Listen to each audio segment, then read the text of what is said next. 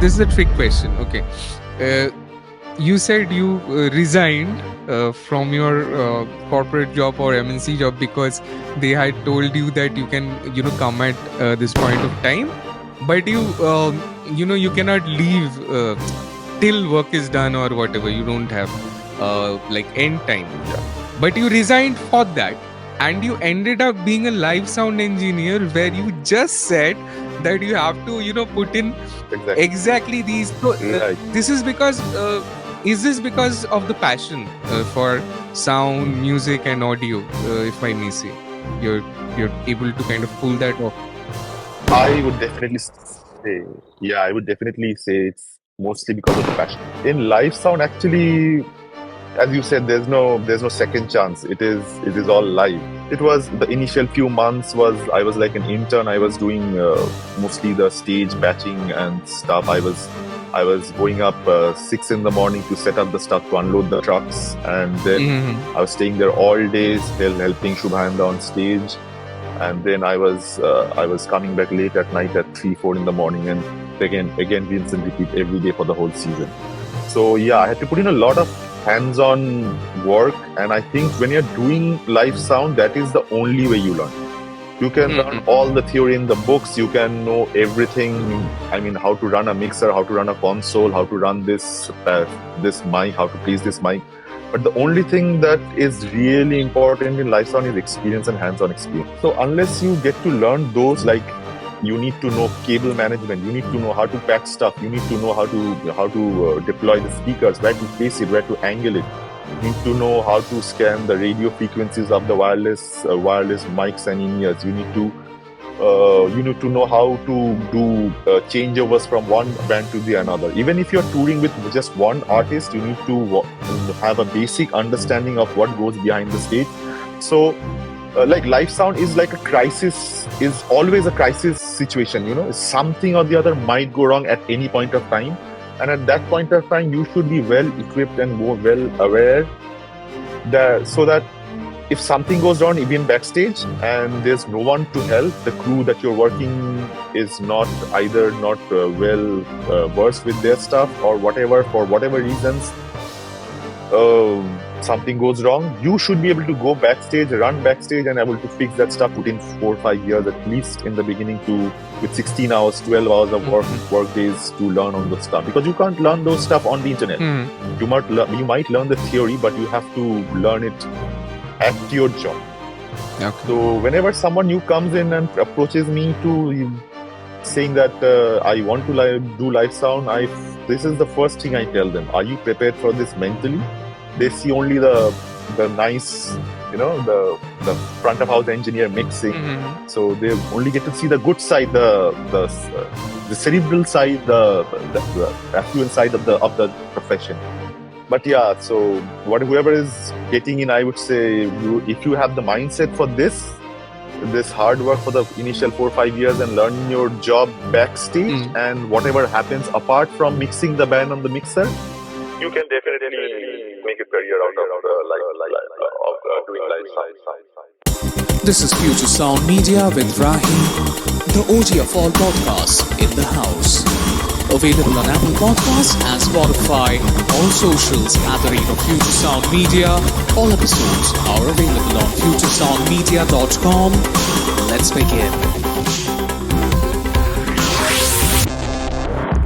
Hi guys, welcome to the show. This is Rahi here, and today we have a very special guest on the show. His name is Sayan. Sayan is one of the most sought after live sound engineers in Eastern India, and he's also a great guitarist. So we will kind of get to hear his story and his journey today.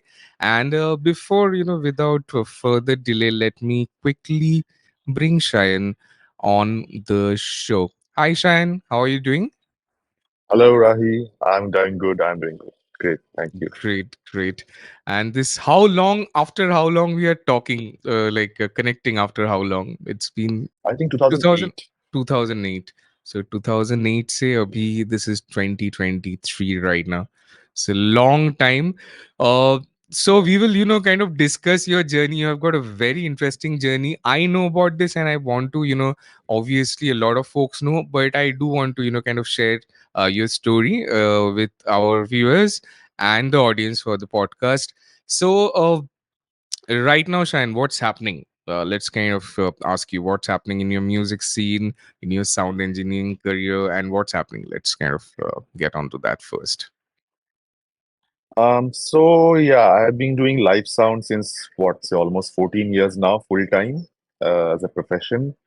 I started with a rental company called Friends of Shiva. It's one of the biggest rental companies from Eastern India. So they do most of the big events here and most of the big concerts, NH7, IPL, and stuff. So I started working with them, and since then I've also started freelancing for a few artists from West Bengal. And yeah, so that's the journey that's been so far. And right now, it's a busy season time in our industry, December, month of December, Mm-hmm. where a lot of events are happening all around. So yeah, Mm-hmm. kind of busy right now. Okay, great.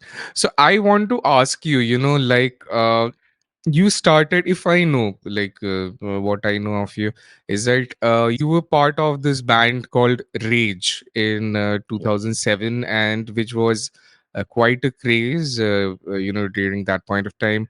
And we were in the finals of Bande Mataram 3, that's the finals.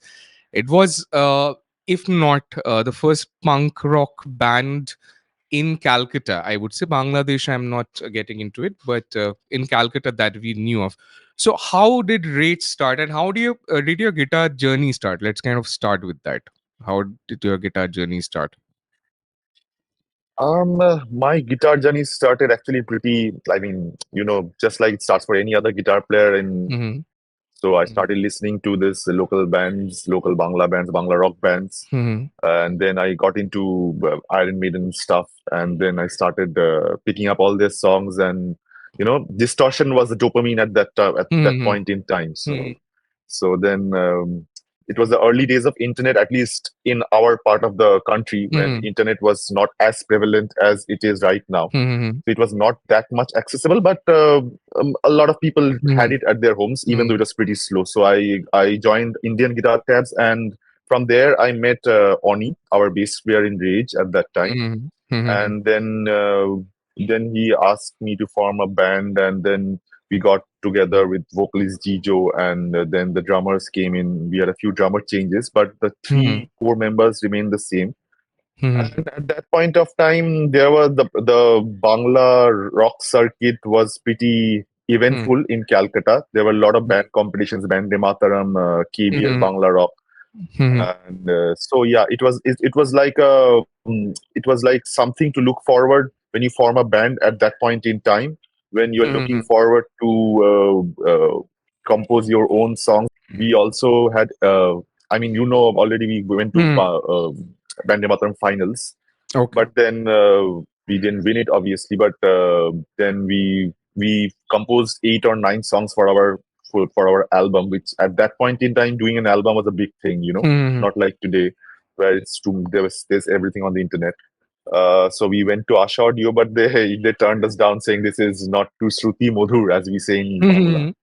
Okay. Yeah, so yeah, and then slowly Gio wanted to do something else, and me and Oni, we wanted to continue this thing, but not in Bangla, but in English. So we only came Mm-hmm. out of Rage and we formed What Escapes Me. Okay, okay. So, okay, that is okay. Fair enough. Yeah. So then, what escapes me, I'll put it like WEM. WEM is how old that band as of now? Yeah, so me and Oni formed What Escapes Me in Mm. 2009.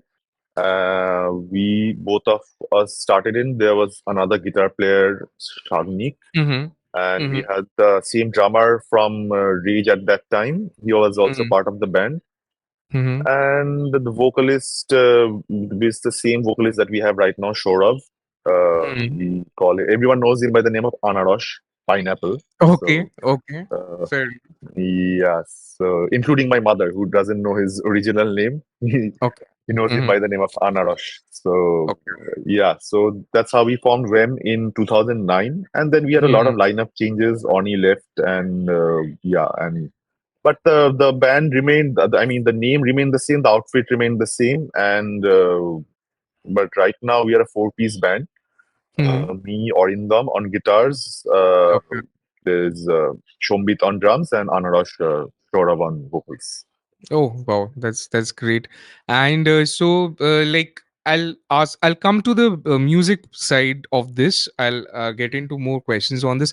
Let me ask you, like, uh, you're a guitarist. How did you transition into this like live sound? How did that transition happen? Like, I know for a fact that you were very tech savvy at that point of time. You listened to a lot of technical stuff, metal stuff, you like riffing and all these things you used to shred. I know that. uh, but first of all, how did sound engineering happen?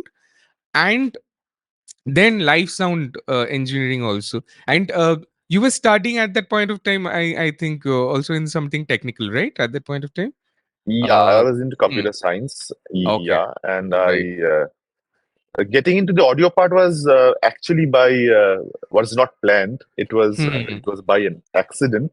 But Uh-huh. anyways, so I finished my graduation and I got a job in an IT company, a Okay. big MNC, and I got placed and I did the Hmm. training and Hmm. everything was lovey-dovey. And when I got assigned the project, I mean, I was told that I will have a time to get into the office, but when I get out is not a fixed time. So I said, no, Well, I can't do it like this because I have to pursue ah, my music sideways. I mean, I want to do the job, but I have to do my music. I can't be without my music. right, right.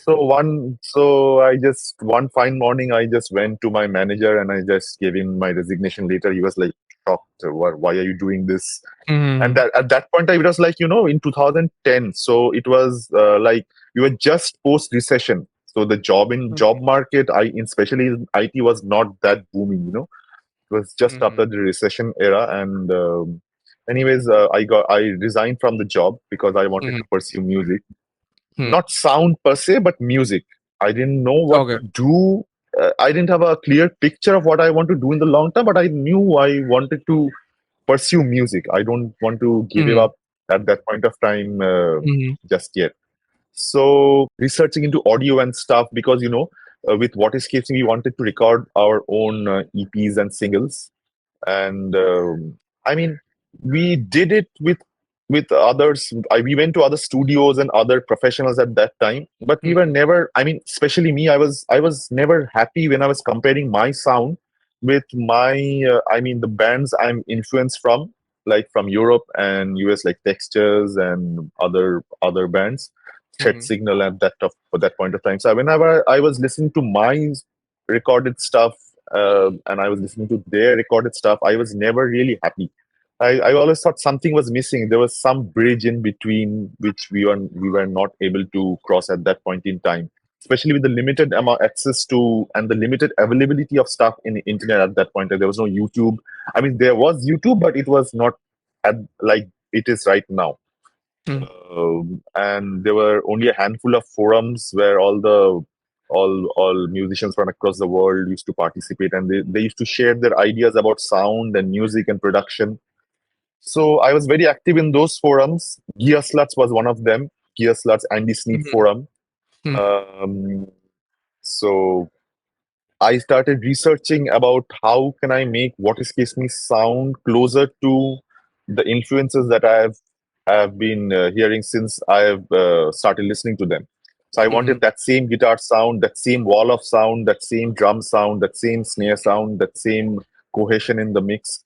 Hmm. But so one thing led to another, and slowly I started buying more equipment to record one by one and started ticking up the boxes as Hmm. to okay, this is not happening, so let's try that, and let's try this, and let's try that.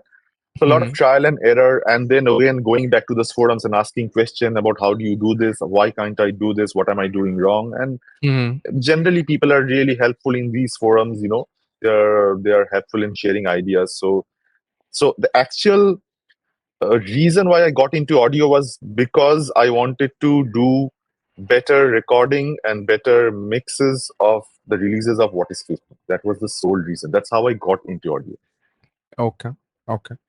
Fair enough. So, did you do any like course वैसा कुछ have you done like you're self-taught, or did you do any courses in like sound or something like that? Actually, I'm pretty much self-taught, apart from a few seminars which I did later in my career in my live sound when was already working full time with this rental company I told you. So Hmm. they used to send me to all this whenever there were big engineers coming down from Germany or UK or US. There were seminars that were held in Bombay, and also there's this Palm Expo in Bombay, which is a Hmm. Pro Audio Light and Sound Right. event, the only one in Right. India. It's like the NAM show of India, right? Hmm. So I used to go there, and we had these seminars all day long in different topics about audio and sound. And so I used to um, attend those, but that was later, way back in 2014-13. But when I Okay. started, I was pretty much self-taught, and still there, I think I'm 90% self-taught. Okay, great. Because the reason I ask is that like when it comes to say recording, sound recording, audio engineering, we have got a lot of resources on the internet, and like what I've seen the trend is that musicians pick this up like for their own, as you said, for your band to sound well, you had to you were interested in this, and you did it.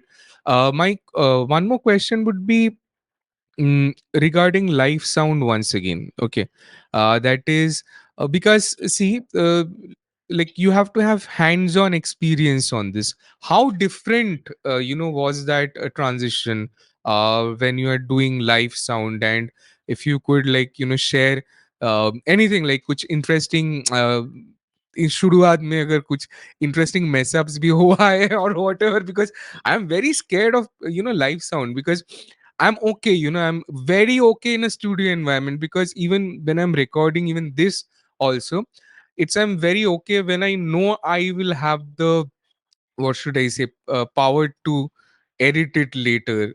अच्छे से if I'll be able to kind of sit it. But live sound is a different game.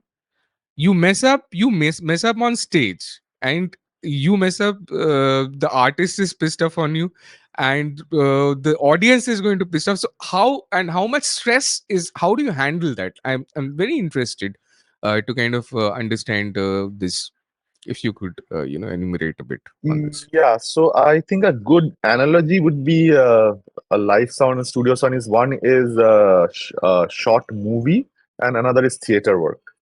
Hmm. So uh, in live sound, actually, as you said, there's no second chance. It is all live. So Right. yeah, initially when I started, I was very lucky to join this company and I had my mentor called who is Shubhan Ganguly, who is one of the Shubhendra. most Huh. reputed live sound engineers from Calcutta, and his senior PC Mukherjee, who was the founder of this rental company called Friends of Shiva. So I was Hmm. very, very, very lucky that I Huh. got two of these guys as my mentors.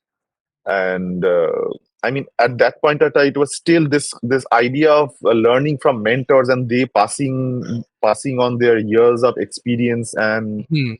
what not to do. So this was very important. This was very prevalent also at that point in time when YouTube and internet hadn't taken over, which was I mean Right. right now the major mode of learning is internet, right? Right.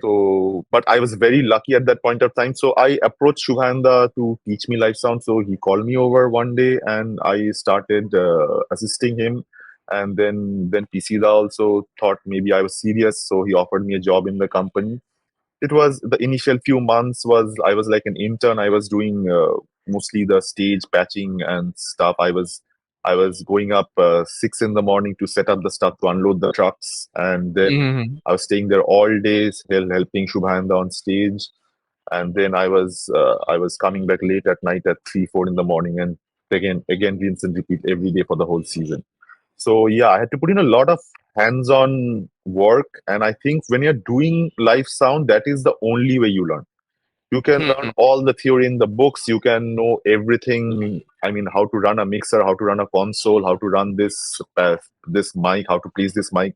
But the only thing that is really important in live sound is experience and hands-on experience. Rental companies at that point of time who had access, where I had access to the all the mixers, the consoles, the DSP, the speakers, the PA speakers, the line arrays, everything, the in-ears. So I could practice at my own will. And then when I grew slowly more confident, the Shubhanda and PCs, I thought, yeah, maybe I could run smaller shows on my own. So that's where I got to practice my skill and hone in on my skill, And slowly Mhm. and slowly I got more confident.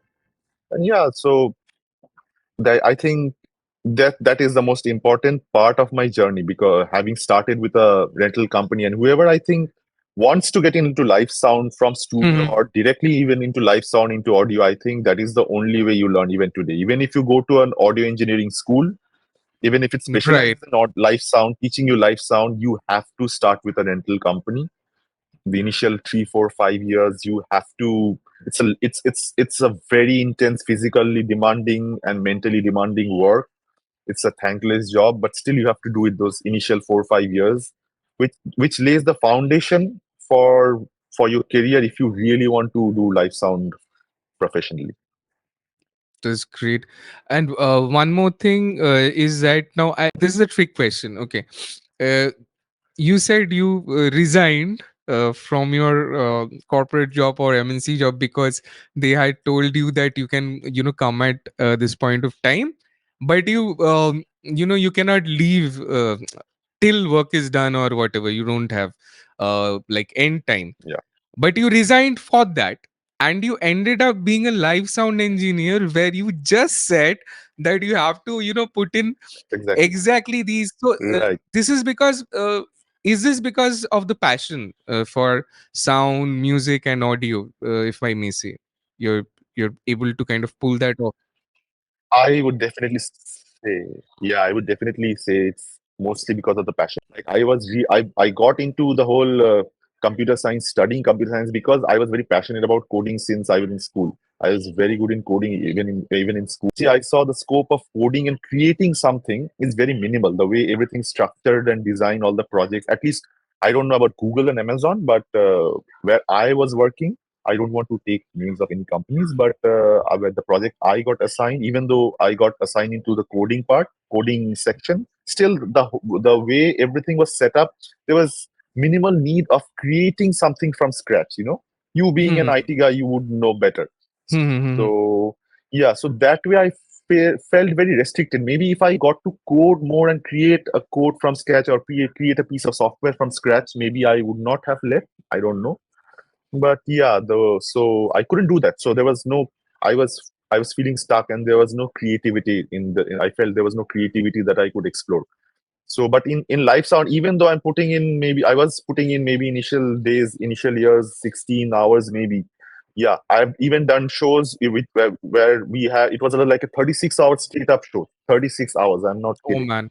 Okay. in Nazrul Mancha. So the artists would come at 1 hour slots, change over, and then another artist will play, but the crew is the same. So we are Hmm. working for 36 hours straight. Oh man. Okay. Yes, but Crazy. even after, I was during the time of work, I was feeling exhausted. Obviously, I was feeling sleepy. I At one point of time, I felt I couldn't stay awake at all. But still, when I look back now, still I think if you tell me to do that again, I'll happily do it again. Appreciation in this whole sound, doing the sound and Hmm. doing live, whether you are mixing for a band from the console or doing patching on stage. So yeah, it's definitely the passion, and also I think there's a feeling of you're achieving something. Okay. That's great. That's great. So obviously, now do you see, like, now that you've been doing this for quite some time, do you what do you see, like, the new folks, how's the interest in live sound, like just say you had approached, you said, Shruvan, to learn the art and the craft, and you put in the hours, and you kind of did this. uh, do you think, like, right now, the generation that we are in, uh, like, are they interested in live sound? Do they want to put in the hard work? What do you see, like, in new folks? So I would definitely say the passion is there. So whoever wants to get into live sound, I get a lot of messages and a lot of calls from guys who are interested and who want help to get into live sound. So, Do you but teach? I think I'm just sorry. Sorry, go ahead. no, I don't get time to teach really Okay, because I'm okay, too busy fair enough. doing I was doing studio work also parallelly for all these years, studio and live parallelly, Mhm. but I had to give up studio work completely in the last 6 months to 1 year because I was not getting time after. There's a lot of touring involved, a lot of traveling involved. So whatever Mhm. 1 or 2 days you get without shows, you feel like just want to chill and do nothing. Right, So, right. yeah, but I definitely want to get into teaching because always wanted to be a teacher when I was a kid. So Mhm. maybe later down the line, when I have a much easier schedule, I would love to get into teaching. But right now, I'm not teaching, but I get a lot of calls and messages from a lot of young guys who want to get into this industry, and most of them are from either from studio background or they are musicians or they are Mhm. just genuinely interested in the field, which is great because at when I Mhm. started and when what I heard from PCda and Shubhanda when they started this Mhm. whole thing about being a sound engineer and even being a live sound engineer was like alien to everyone. Like Mhm. people got into that whole industry accidentally. Like I got into it accidentally. Mhm. Shubhanda got into it accidentally. PCda got into it accidentally because they were all musicians of their own band Mhm. and they wanted to make their own band sound good. That's how they learned it, and slowly Mhm. they got better and that it they pursued it anyway. So but I think right now today with so much information on the internet, YouTube, Google, everything is there. People I mean most of the young guys I think want to start right. They think live sound is all about mixing, right? So Okay. you go with a band, you travel with a band, you mix the band from the mixer, you make them sound good. The audience, the 5,000, 10,000 audience is cheering, and it's a great adrenaline rush, and you're done mixing. But live sound is actually not that. That is barely the tip of the iceberg. That is like 10%. So unless you get to learn those, like you need to know cable management, you need to know how to patch stuff, you need to know how to deploy the speakers, where to place it, where to angle it. You need to know how to scan the radio frequencies of the wireless mics and in-ears. You need to know how to do changeovers from one band to the another. Even if you're touring with just one artist, you need to have a basic understanding of what goes behind the stage.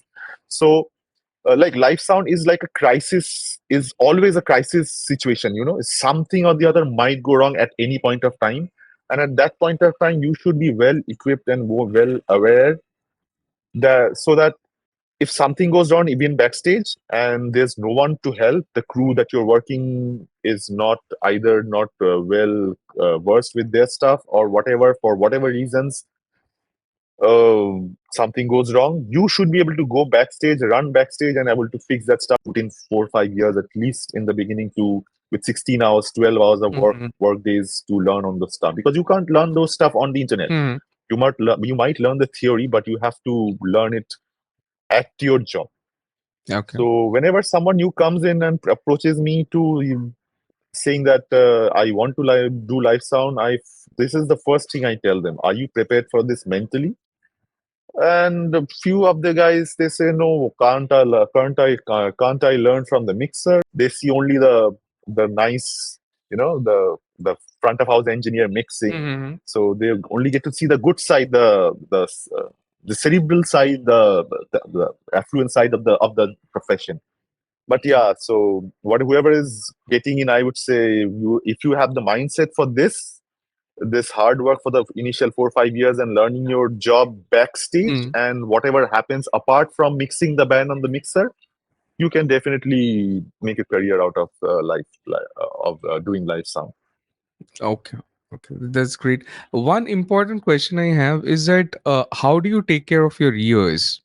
Because that is very important, right? What precautions, like, as a live sounding, so say someone is starting out, okay, or right now as a live sound engineer, what kind of precautions, even like not even live sound, I'll say any sound engineer, the ears are the key to everything. How do you ensure that you protect your ears properly?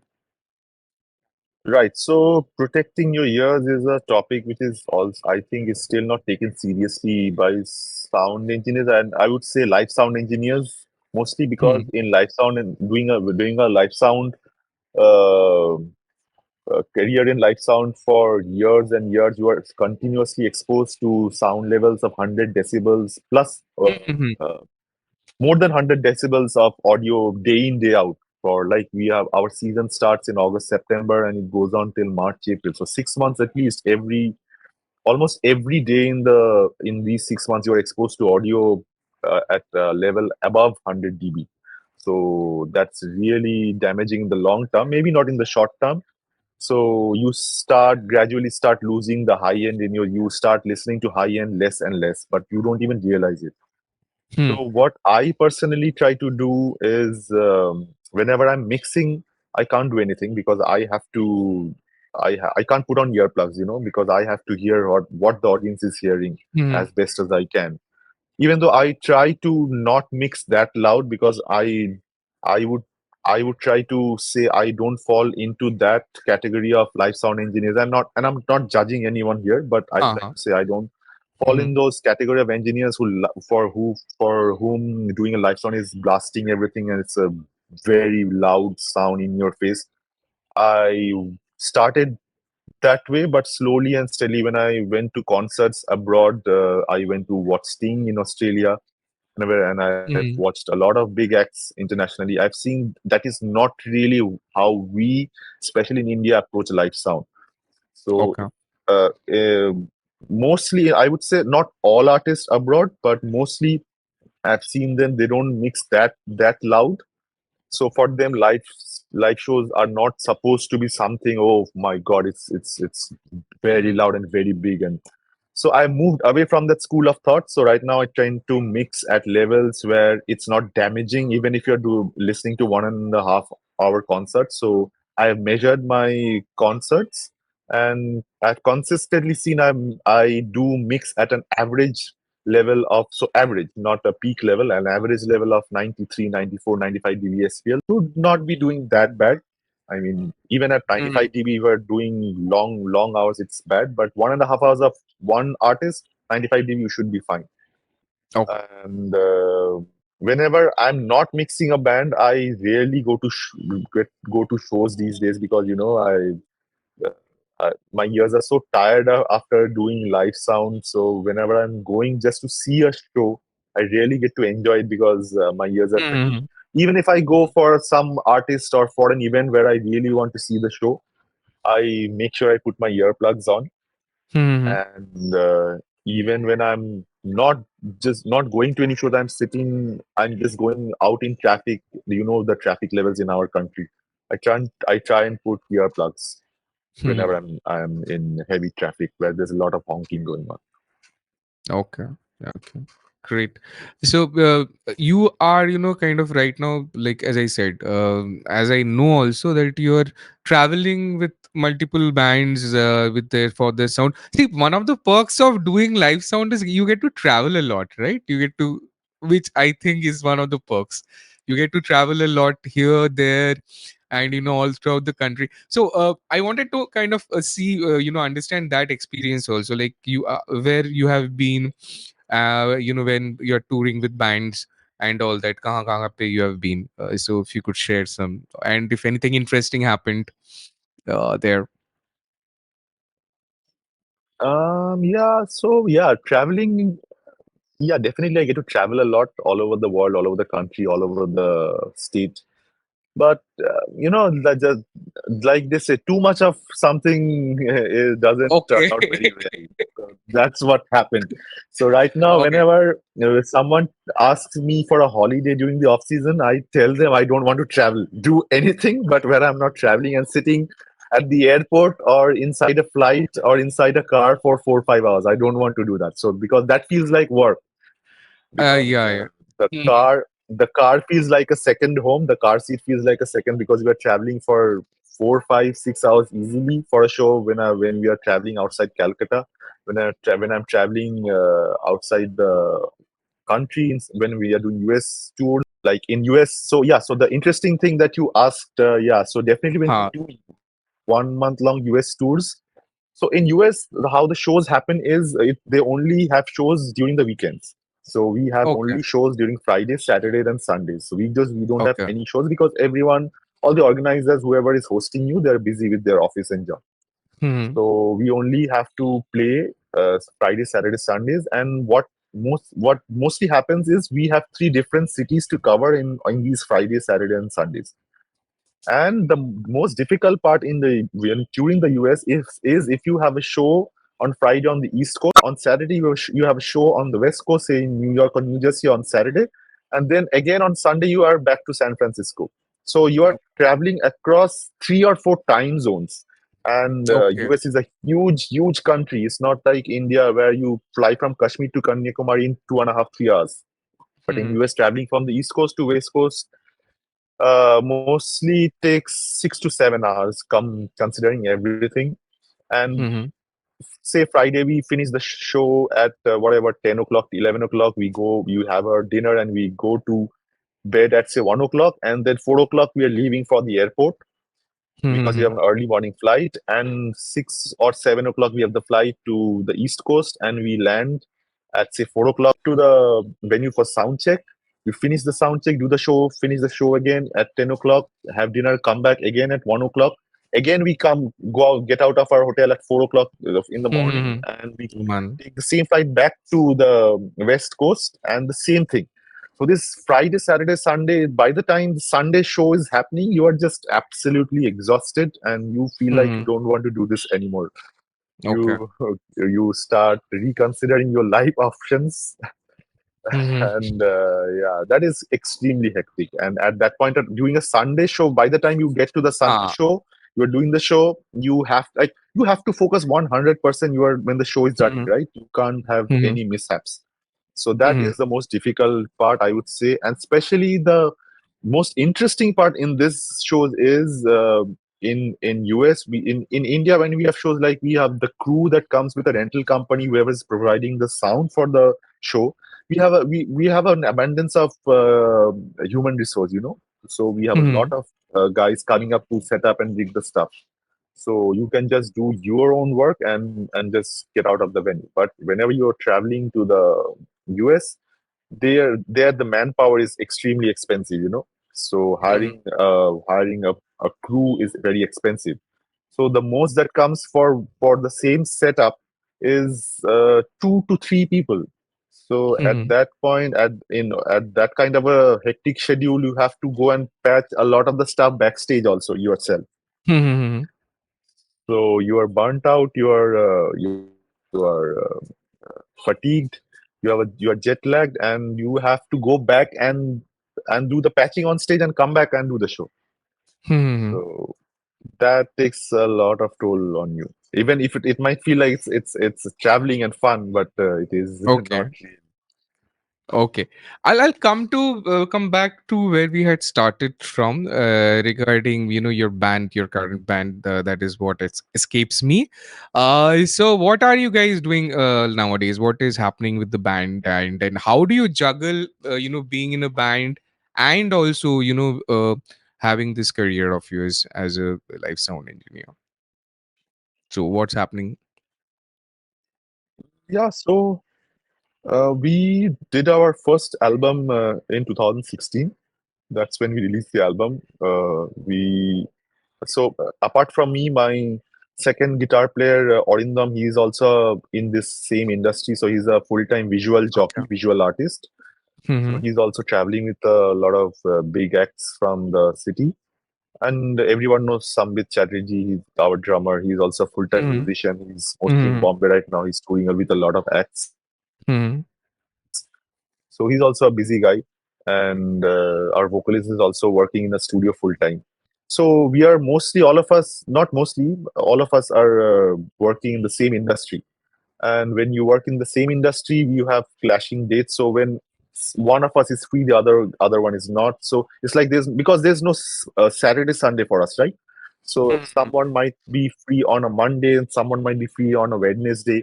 So it's very difficult for the four of us being in the same industry to schedule time and get together and Mhm. do the band. So post 2016, we have been trying to write mostly. We have been trying to utilize technology, and we have been trying to Mhm. work on new materials individually on our own computers and with the help of the digital tools that we have inside a DAW. Huh. So that's how we are composing songs and we are sending to each other to add their own parts and Mhm. do back and forth.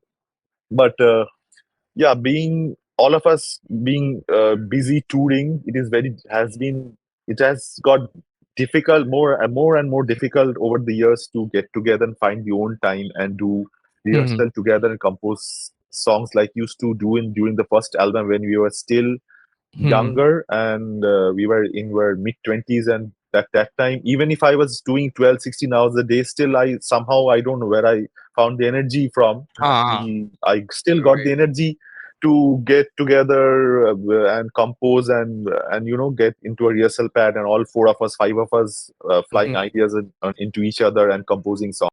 So it has been getting more and more difficult for the four of us to get together and find our own schedule to get together and jam. So we are using technology more and more to do each and every band member's part from their own comfort zone, and then sharing ideas over the internet. That's how we are Okay. approaching the second album. Okay. And in that case, do you like get time to concentrate on how do you do your own live guitaring, or do you get time to do it? What's happening with that? Get khud ka guitar playing and all that. Are you updating yourself with that? Are you recording new stuff for yourself? Kya ho raha hai on that? Um, uh, yeah.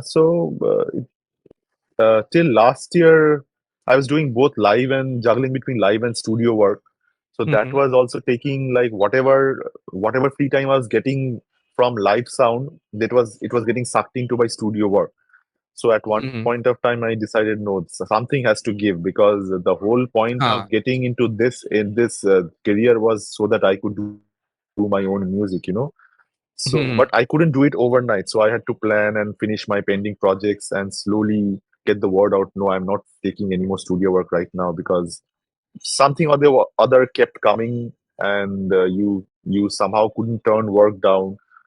But yeah, since the last 6, 7 months, apart from I just finished mixing Omid's new album, his electric project. Hmm. So that is the only studio work I was busy in the last 6 months busy with.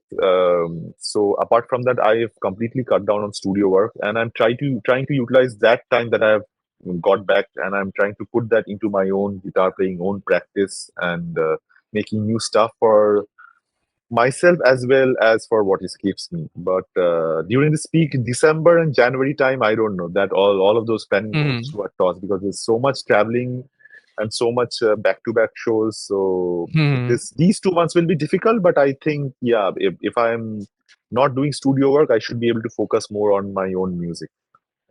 Okay, so I will surely look forward to that. I will ask you one more thing. Are you listening to any new music right now? What kind of music are you listening to, and like what are you listening? That's the question.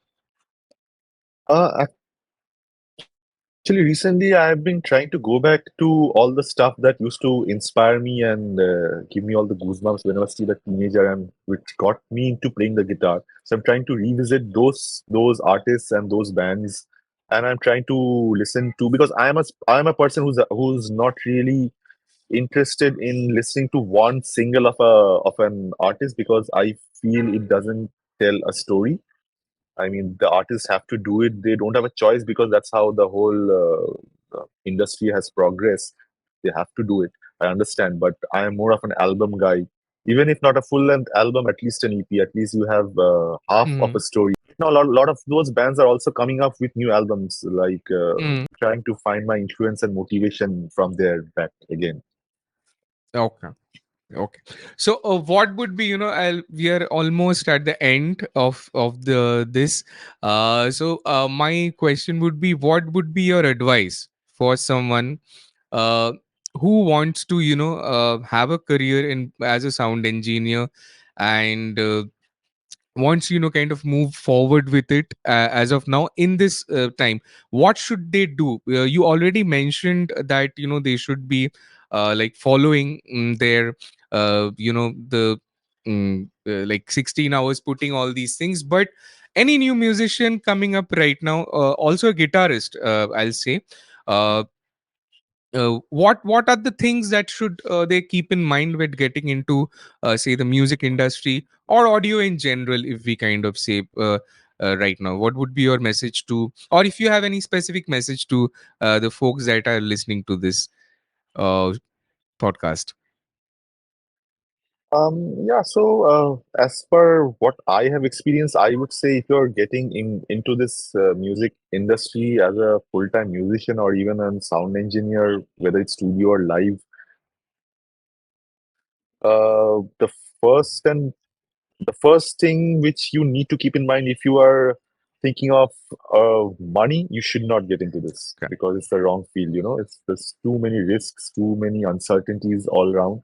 So unless you have the passion and you have the mindset to grind for at least 5, 6, 7, 8, 10 years, you are not going to see any fruit of labor. So yeah, you should not get into this thing thinking of money or because I am looking I'm looking where whoever I'm looking up to is earning this much or has made it this far has is under the limelight. If you do it that way, then I know you might make. I mean, there's no sure shot formula, but more often than not. You will be the one who will start feeling that oh no could have done something else and learning to do the stuff in the utmost possible perfection.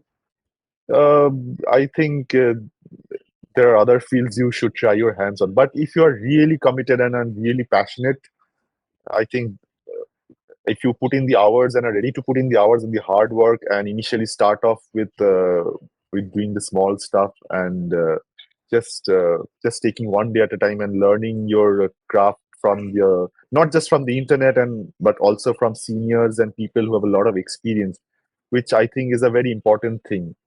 Internet and YouTube is fine, all the theory is fine, but you need to find your own version of your own mentor and learn something from them because there's no replacement for experience.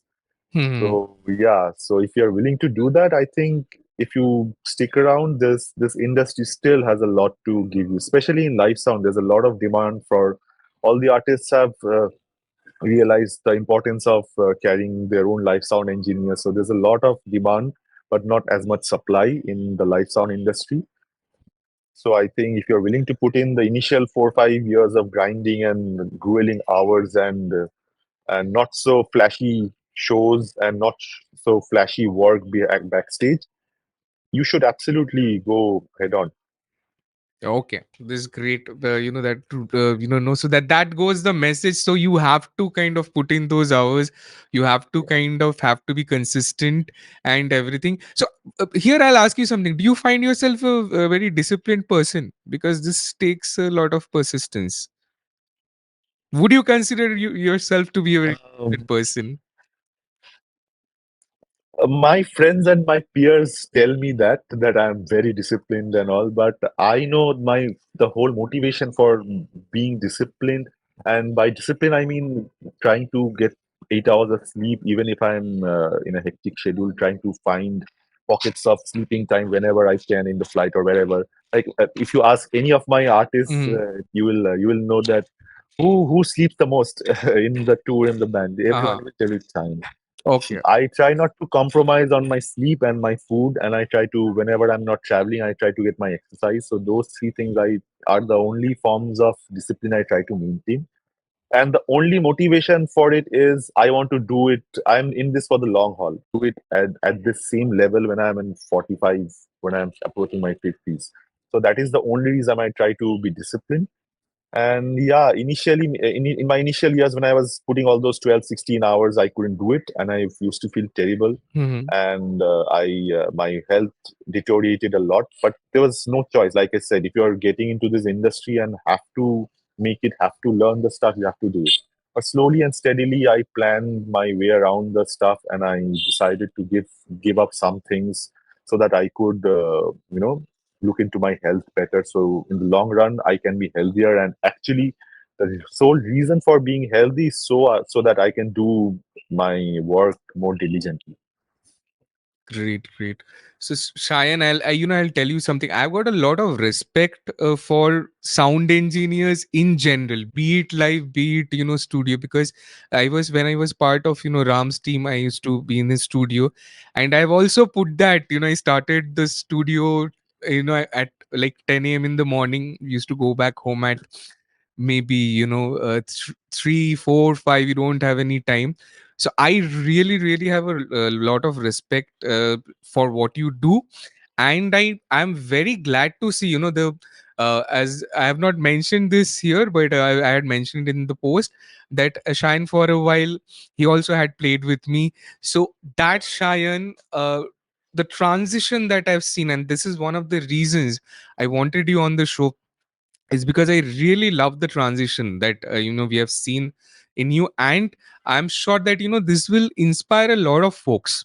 I really really feel that your journey is a very inspirational journey, and this will inspire a lot of new guys.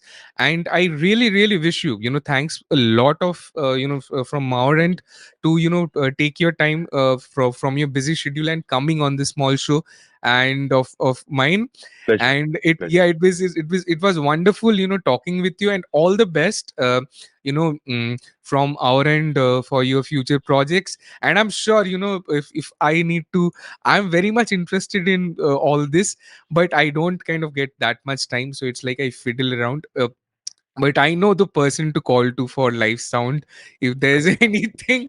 And Absolutely. either if you don't get time, you'll refer to me to the Of best course. Of person. course. and Yeah. and guys, yes, this is the best man for the job, or whatever, for any consultation and everything. And it was wonderful having you on Shine once again. Thank you so Thanks much. for joining the show. Have a great day. Okay, bye bye. Thank you. Bye bye. See you. Bye.